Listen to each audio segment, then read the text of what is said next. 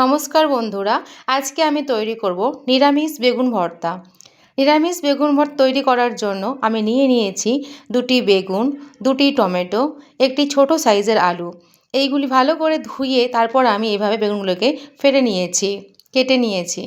এরপর গ্যাসের চুলাটি আমি অন করে দিয়েছি। গ্যাসের চুলা অন করার পর এতে আমি বেগুন, টমেটো এবং আলু অল্প অল্প করে একটি করে পুড়িয়ে নেব।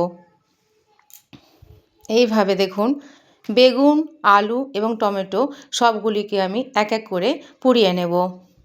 ভালো করে এখানে আঁচটি রাখতে হবে, নইলে বেগুন, আলু, টমেটো ভালো করে পোড়া যাবে না।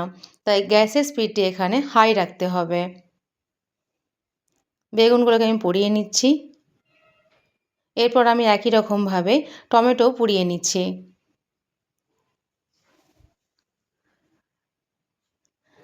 টমেটো পোড়ানো হয়ে গেছে। এরপর আমি একই রকমভাবে আলু পুড়িয়ে নিচ্ছি।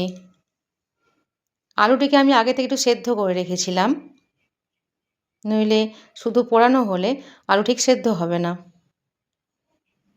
এইভাবে বেগুন, আলু এবং টমেটো এক এক করে আমি ভালো করে পুড়িয়ে নিচ্ছি। আলু পোড়ানো আমার প্রায় কমপ্লিট হয়ে গেছে। এরপর আমি একটি কড়াই বসিয়ে দিয়েছি।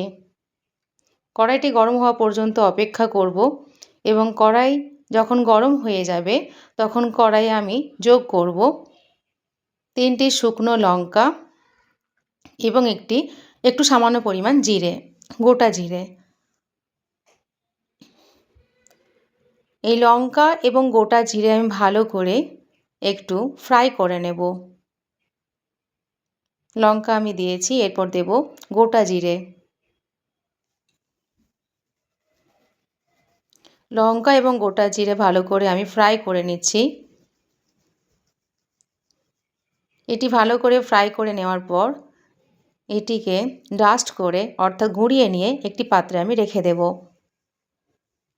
দেখুন, লঙ্কা এবং আমার গোটা জিরে ফ্রাই হয়ে গেছে। এরপর আমি পোড়ানো বেগুন, আলু এবং টমেটো খোসা ছাড়িয়ে পরিষ্কার করে নেব। এইভাবে আমি অল্প অল্প করে